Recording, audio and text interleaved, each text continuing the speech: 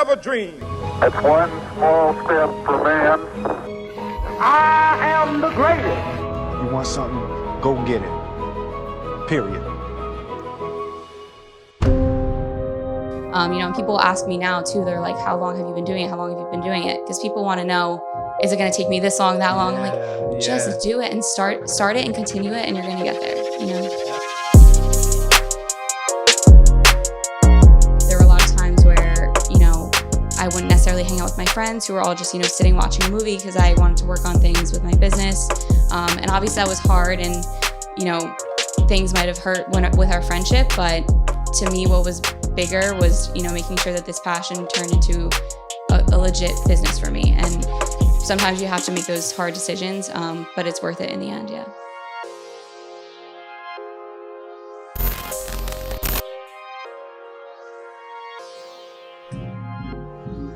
Kelly's here. Hello. What's up? Thank you for coming. Of course. I'm happy to be here.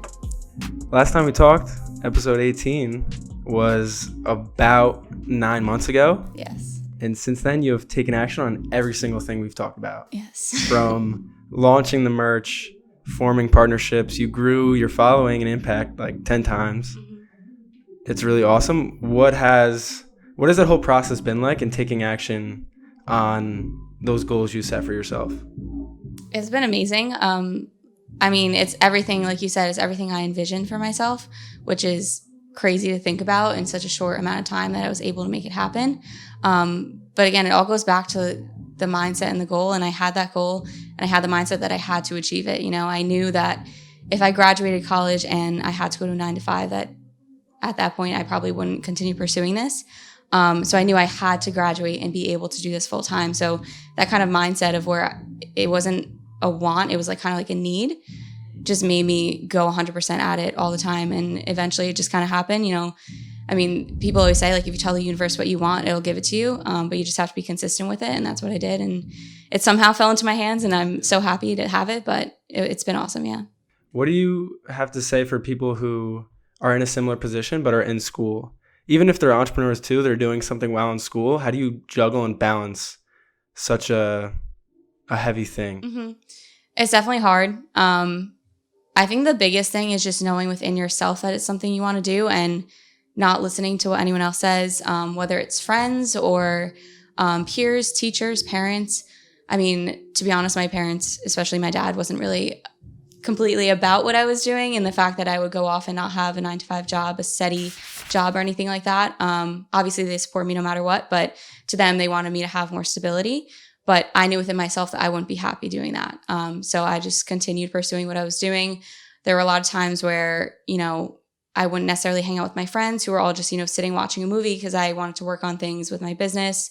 And obviously that was hard, and, things might have hurt with our friendship, but to me, what was bigger was, making sure that this passion turned into a legit business for me. And sometimes you have to make those hard decisions, but it's worth it in the end. Yeah. Yeah. That same topic came up in the past episode where mm-hmm. It's how do you sacrifice that and tell your friends you can't be there for them? Right. Because you have stuff you have to focus on. Mm-hmm. And the one guest just talked about like pursuing your purpose. Right. And if they're truly your friends, they'll be there for the long run. Exactly. Yeah. Yeah. And you'll see which ones are there and which ones aren't. And at that point, you know who your true friends are, so. Yeah. We're all about the learning. What was your biggest learning in the past 6 months with everything? Hiring a coach was the biggest thing I could have done for myself. Yourself? Yes. Okay. So it wasn't a fitness coach. It was a business coach. So it was at a point where I was doing my lower body challenge, which I talked about last time on the podcast. And that was making me money every month, but it wasn't enough money or stable enough to be a full-time income, and replace what a 9-to-5 would be for me. So I knew that I needed to do something, and it was getting towards the end of my semester as a senior, my second semester.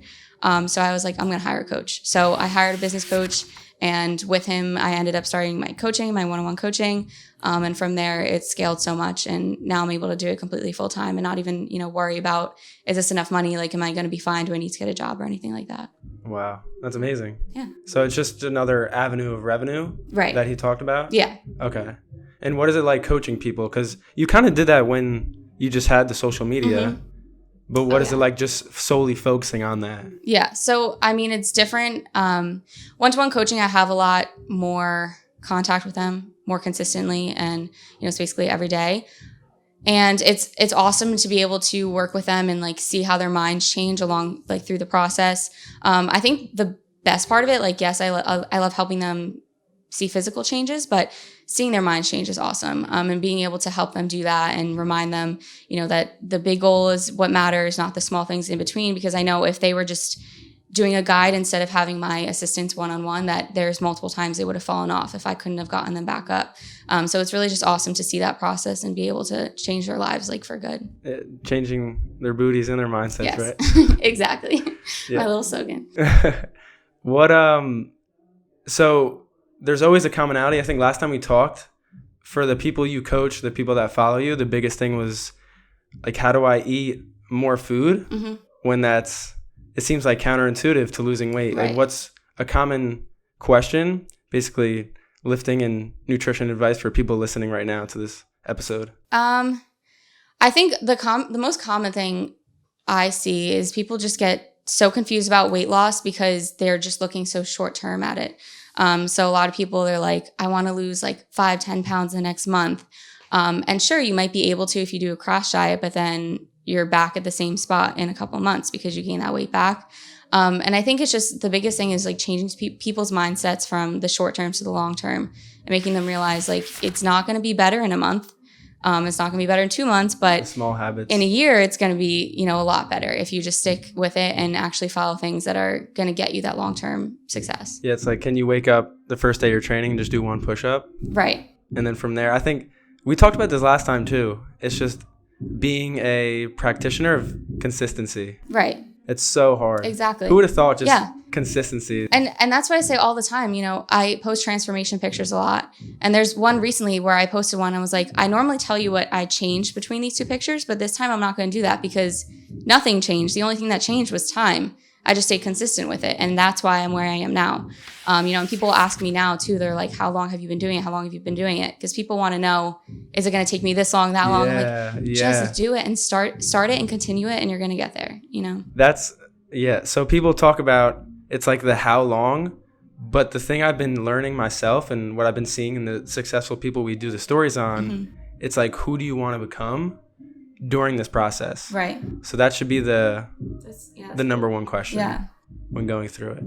Yeah. And then I know you formed, was it a couple partnerships, right? Mm-hmm. Who are those with? Yeah. So I have Bomar Nutrition, which is a supplement company. So they mostly just sell online. But I joined with them in May, I think it was. So shortly after I had my one-on-one coaching starting. Then I have Petula Active, which is a clothing company. I just recently started with them.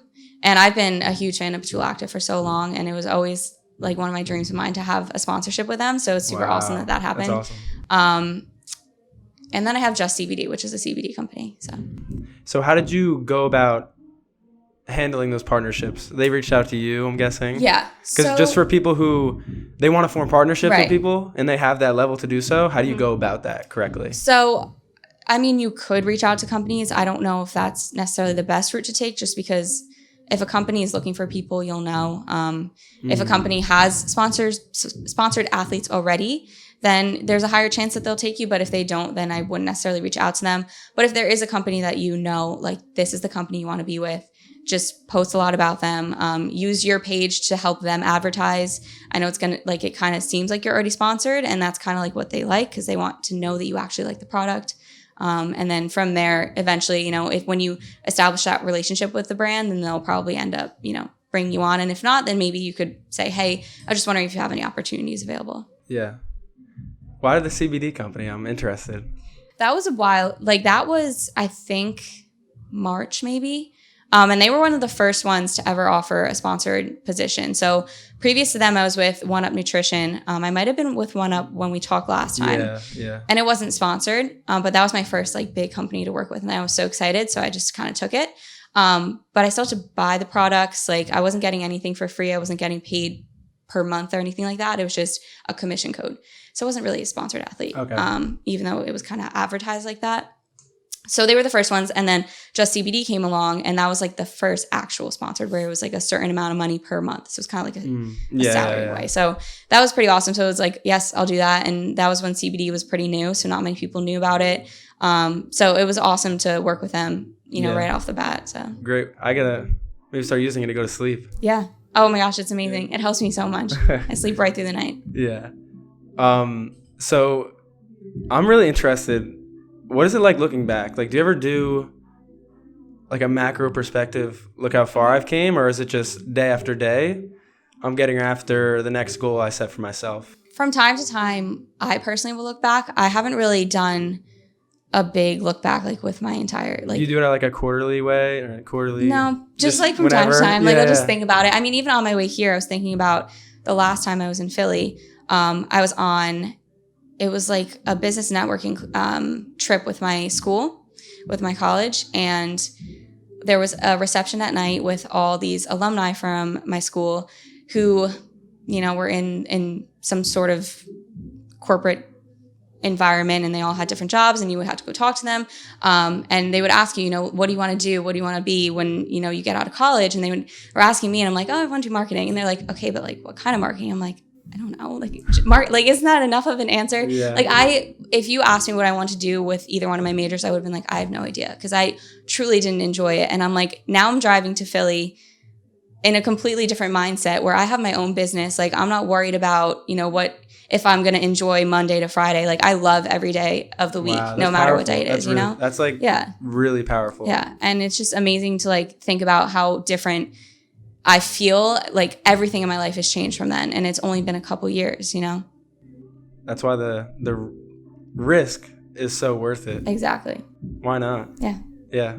It's awesome. It's awesome. So, Kelly Nicole Fit. Yes. Has a whole brand, crushing it. What are those next audacious steps? Because I imagine another 9 months comes, we're doing a story on you now. Yeah. Or something of the next level. Right. What is the next steps to get to where you want to be? So one of them is already in the works. So I'm actually working on something that's going to help people who, a lot of times they're college students who want assistance with their fitness journeys, but they don't have the funds to have a one-on-one coach, or even sometimes the funds to have, buy an expensive guide that's going to take them through it. So they just need something a little bit more affordable. So I'm working on something that's going to help them with that. Oh, another non-reveal again. Yes. No. It'll be out in the new year, so it's perfect timing for a lot of people. But it's definitely going to help a lot of people out, and I'm very excited for that. So that's kind of like the next step. I'm also hoping to move out to the West Coast, actually. So I just see a lot of different opportunities out there. I've always wanted to move to the West Coast since I was little. I think you mentioned that a little bit last time you hinted exactly. at that. And for a while, it was like, oh, well, what kind of job can you get out there? And now it's like, no, I don't have to think about what kind of job because I have it already. So I can just move. So that's kind of on the horizon as well. And before you go to the next one, what type of opportunities? Just interested. So a lot of fitness influencer type of people live out there, specifically San Diego. I don't know why. They just like all congregate there for some reason. And because of that, I think there's just a lot more opportunity to connect with them and, collaborate and do all those kinds of things. I mean, my town, there's not many people who are like that. So it's kind of hard to find people and connect like that. The New York City is right near me, and I kind of feel like I've been losing. I'm not taking the opportunity to go there enough to, collaborate and stuff. Yeah. But I feel like that's also just because I'm so comfortable with where I am, because it's, it's home. Whereas if I go out to the West Coast and I'm not comfortable, then I'm going to be more likely to go out and try to meet people and connect with people. So I'm just kind of, it's something different. It's out of my comfort zone, and that's where I grow. So. And then is there anything else, or are those the major things? On the horizon? Yeah. Those are the main things right now. What's launching in the new year is going to be continuing to scale throughout, a couple years, between, different merch things and all kinds of stuff like that. So we'll see from there. But I definitely have plans in the back of my head, just nothing besides what's in the works yet. Okay. So just keep doubling down on everything now. Yes. Yeah. Yes. Because there's always the grind. A lot of people listening are probably extremely ambitious, or maybe more so entrepreneurs or founders are focusing on a business. You have this one lane. What do you do to go away from that sometimes to get a little break, like a hobby of some sort? Is there Mm-hmm. anything you're interested in that you've been picking up lately? Yeah. No. So that is definitely one of the things I lack in a lot and I need to get better at. I deal with anxiety a lot, and especially when I'm, 100% into working and all that kind of stuff. I'm working pretty much morning to night, like waking up to going to bed, between clients and Instagram and all that kind of stuff, that I sometimes forget to just like calm down and breathe. So when I get in those moments where I'm not feeling, that great, mentally, or I just feel like just anxious, my heart's beating too fast or whatever goes on, I'll just take a night to watch Netflix. I'll just stop working earlier. And being okay with that. Yeah. And I'm just like, it's fine. Like, I don't feel guilty about it. I don't feel like I'm losing time or anything, because I'm like, I need this to work better. Sometimes it's actually better for you to take some time off, because then you can go at it harder. And that's something my business coach kind of taught me too, because he's going into quarter four, and he's like, I actually take the first 1 to 2 weeks completely off, just so I can come back stronger and, ready to actually tackle Q4. Because if you go right through, you might just burn out. That's the biggest thing now, is the burnout. Yeah. I feel like I constantly hear that with people. Mm-hmm. And when I talk about discipline to others, the connotation is like the discipline to do things. Mm-hmm. But what about the flip side with the discipline to not do stuff? Right. That's hard. Yeah, that's so true. Yeah. How do you focus on that? Like, what keeps you grounded? I know just like the self-awareness you have, you use to take a step back. I know you have your coach to help you out, but. Yeah, recently I kind of talked about this to you before, but my Instagram was having a hard time growing. And to me, like, I know a lot of people look at Instagram followings, they're like, why do you care so much about followers? But when it has become your business and the way you make money and everything like that, it gets a little bit scary when you're like, okay, now I'm not growing anymore. And it was to the point where I wasn't just not growing, my followers were falling. And to look at that, it's just a hard thing to look at. I think it'd be hard for anybody, even if you didn't have a business from your followers. So there was a long amount of time where I was just getting so torn up about it. My content was not doing as well. I wasn't caring about what I was posting, just posting whatever, hoping that people would like it. I was just wanted the quick instant gratification from it. And then I kind of snapped back and I was like, I already have these followers. They obviously are here for a reason. I care about them. I want them to do well. I'm going to give them content that they want to see. And so I went back to focusing on them. I, started up Instagram TV a lot, doing a lot of tutorials and all that kind of stuff to help them out, because I really care about them progressing. And that when I put the care back in it, when I put the passion back in it, it started growing again. Everything went better. But it's hard sometimes when you get too focused on numbers, or even if it's money or whatever it is, but you just have to reconnect to why you're doing it in the first place, and you'll get back on track. I'm actually glad you brought that up. I want to talk a lot about how to grow a following, because for a fact, social media is something people have to leverage, and to grow is really hard, but you've done it tactically. Yeah. Like, what are some real pragmatic things people can do to grow their community, their following? Right. Anything. So my thing is, you have to find your thing. So, like what I do, what I do is not what another fitness person should do, or the other person. You have to find whatever is your strong suit. So people always ask me how to grow their lower body. So obviously I'm going to talk about that a lot. And then I always think about, if people DM you, for example, and you keep getting the same DM, like, why don't I feel hip thrusts in my glutes? Why do I just feel it in my quads? If you keep getting that question, obviously a lot of people are thinking it, even if they're not DMing you. So post about it. Think of some piece of content that's going to attract people to watch that, and they'll be like, oh, that's why. So does that help, like a majority of your posts and curating it to that? Yes. Yeah, okay. 100%. So just a lot of listening. Yeah. If I get questions, even from my clients, they'll be like, I don't know why, like, my lower back hurts when I do a squat, and they'll send me a video, see them doing a butt wink, which is when your lower back kind of like folds under you. Yeah. I'm like, a lot of people do that. I'm going to post about that. So, just thinking about what people are asking you and kind of posting like that. And then with my Instagram TV, like, I just kind of started that randomly, and it was scary for me because it's not content I do. I don't normally talk on camera on my feed before. So it was scary to do it the first time, but I did it once. People liked it. I did it again. People liked it. And it slowly became like my thing. And now people are following me just because of my Instagram TV. So, if something isn't working for you, don't be scared to try other things. But be smart with it. If people start liking it, keep doing it. Don't just do it once and be like, oh, people like that. That was enough. Like, keep doing it. Yeah. Listen to what people are liking. And a lot of times your followers will let you know if they like it. Yeah, it always goes back to let the market decide whether it be a product Exactly. or a post. Yeah. And how are you leveraging the other platforms? Is it just the same thing, you're focusing on what's good for you, so Instagram is that, but how are you diversifying to make sure you're on everything? Right. So I'm on YouTube as well. I'm trying to get better at YouTube. I can't really figure out what my thing is on YouTube. I'm kind of all over the place with that one. So I'm kind of going against what I just said. You have to experiment. Yeah, and find exactly. Your thing. Yeah, So a couple times I've tried where, at the end of my Instagram TV, I'll kind of hint at like the third thing that I'm leaving out, and you have to go watch it on YouTube to get people on YouTube. So that's kind of some things I do on YouTube. And then for Facebook, I just recently started a Facebook group. Well, I had it for a while, but I wasn't leveraging it.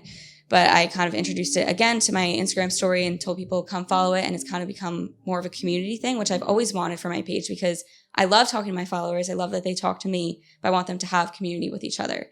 And doing that has kind of been the best thing. I did a free challenge for them for October, and they're all just having this opportunity to talk to each other and, meet each other. And I mean, obviously I'm not always thinking about like how it's going to help me with growth, but it does help too, because then, if they like it a lot, they're going to tell their friends who are going to join, who are going to follow you. So, word of mouth still has a lot to do with it, even though it's not on the phone. Exactly. Now, I'm reading a book now, and I'm all about marketing now, and they talk about how things catch on, and one of them is exclusivity and the word of mouth spreads. Like if you went to a restaurant and there was a secret door to get in and you were the only one that can get in, you're going to go out and tell everyone that you were able to get into that, and now everyone's going to filter into that one spot.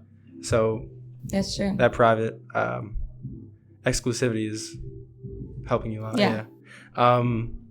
Is there anything on your mind that you just want to mention, or you want to give advice to people about, or something that you've been thinking a lot for yourself, reflecting on? I don't know if you journal at all. I don't journal. I really need to get better at mental health things, a lot better. But yeah, that's one of the things that I definitely want to get into. Let me think. Do you do any type of like meditation? You don't journal? No. I mean, even if I read. Yeah. What have you been reading? I was just reading. Oh my gosh, I'm gonna forget the name of it. Okay, I forget the name of it. But I have a lot of self-help books, but then I also have business books as well. I really forget the name of it. Of course, I blank out now. But yeah. I think reading definitely helps a lot, because I'm okay with journaling. Like I like journaling, but for me, what I do is already creative and me like kind of getting things out. Like I'm always getting things out. You technically journal in all your copy and all your posts. Yeah, I'm always like kind of That's a great point. Feeding my mind to my story as well. So I like to feed my mind instead, like on my downtime, positive thoughts from other people. I like to hear what other people are thinking. If it's constantly just my thoughts, I'm like, okay, this is getting old, Yeah. Find what works best for you. Same thing as posting on Instagram. Yeah. So that I've been getting into podcasts a lot lately. Just, in the background when I'm like cleaning my room or something, just to, it feels like someone's there as well. When you're working by yourself and you're an entrepreneur, it can get very lonely sometimes. I work in the same room I sleep in. I want to lean into that real quick. Yeah, go ahead. Talk about it being lonely. Obviously, it's hard as hell. How do you navigate that? Yeah. So I'm lucky because I still live at home and my mom works from home as well. So she is there at least in the house, but she's not with me in the room. But like I said, I wake up and I work in the same room I sleep in. My room is smaller than this room, like probably half the size of this room. So I'm in a small space for practically my whole day, except when I go to the gym.